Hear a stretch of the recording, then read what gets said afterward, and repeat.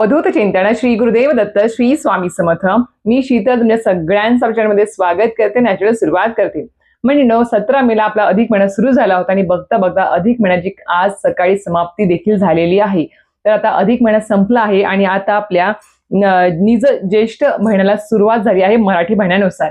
आता निज ज्येष्ठ किंवा ज्येष्ठ महिन्यातील सगळ्यात महत्त्वाचा सण तो माहिती असेल आपल्या सगळ्यांनाच की आता लवकरच प्रत्येक सौभाग्य स्त्रियांसाठी अतिशय महत्त्वपूर्ण सण येणार आहे, तो म्हणजेच काय तर आपली वटपौर्णिमा।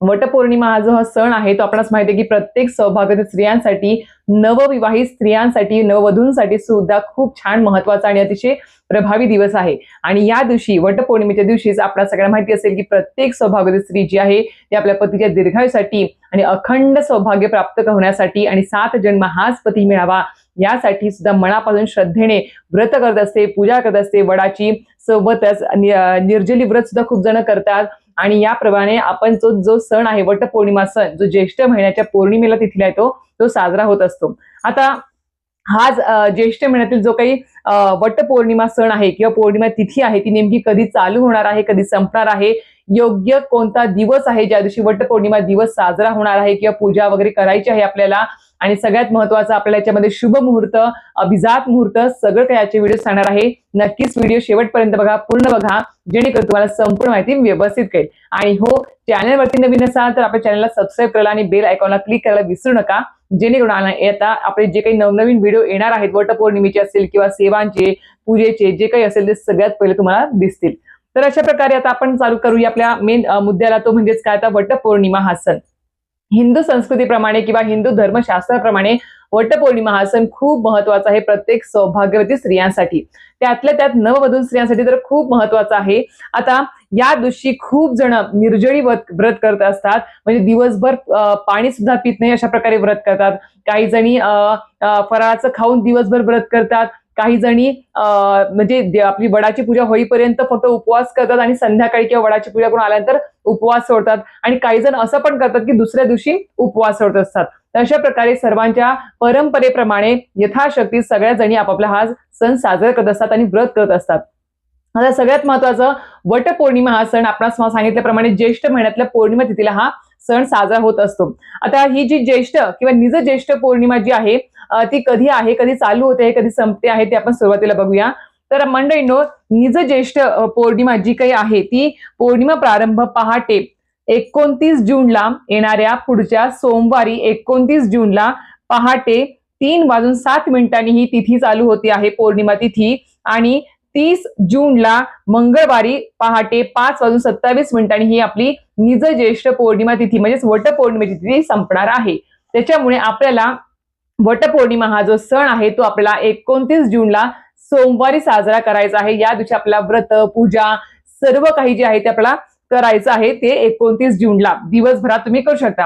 आता त्यातल्या त्यात आपल्याला माहिती असेल की खूप जण असे पण आहेत की ज्यांना शुभ मुहूर्त पाहिजे असतो वटपौर्णिमेचा। खूप लोक शुभ मुहूर्ताला खूप धरून चालत असतात। कुणी असे पण आहेत जे अभिजात मुहूर्त आहे त्या मुहूर्तामध्ये सुद्धा त्यांना पूजा करायची असते, किंवा असे पण खूप जण आहेत जे पौर्णिमा तिथी सुरू झाल्यापासून ते संपेपर्यंत सुद्धा ते वटपौर्णिमेची पूजा वगैरे व्रत करत असतात, सर्व काही जे काही आपले विधी असतात ते पार पाडत असतात।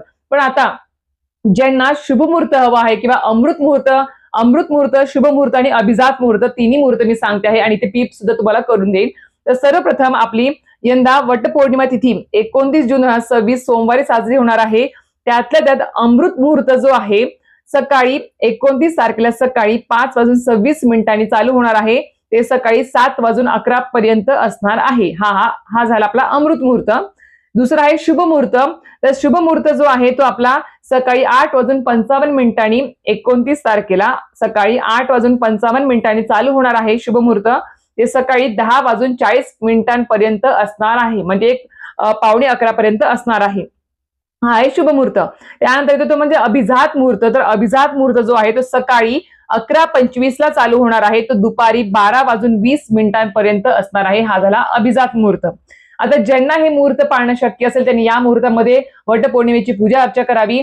ज्यांना शक्य नसेल त्यांनी त्यांच्या यथाशक्ती सर्व काही गोष्टी सांभाळून, आता कोणाला लहान मुलं आहेत, जॉईंट फॅमिली आहेत, मुलांची शाळा चालू झाली आहे, सगळं काही बघून करायचं असतं. त्यामुळे हे मुहूर्त जर पाळले तर ठीक आहे, नाही पाळले तर ठीक आहे. आपण 12च्या नंतर दुपारी 4-5 वाजेपर्यंत का होईना आपण वडाची पूजा करू शकतात. हे तुम्हाला इथे मी नोंद करते. आता खूप लोकांना हे मुहूर्त हवे असतात म्हणून मी ते इथे सुरुवातीला सांगितले. पण हे पण सांगतेय की आपल्याला बाकीच्या पण गोष्टी असतात. प्रत्येकाला कोणाला ऑफिस आहे, कोणाला काय आहे, कोणाचं कसं आहे. तर त्या योजनेप्रमाणे आपण यथाशक्ती सुद्धा पूजा अर्चा करू शकतो वडाची दुपारी किंवा संध्याकाळी 4-5 वाजेपर्यंत, 5:30 पर्यंत तरी नक्कीच करू शकता.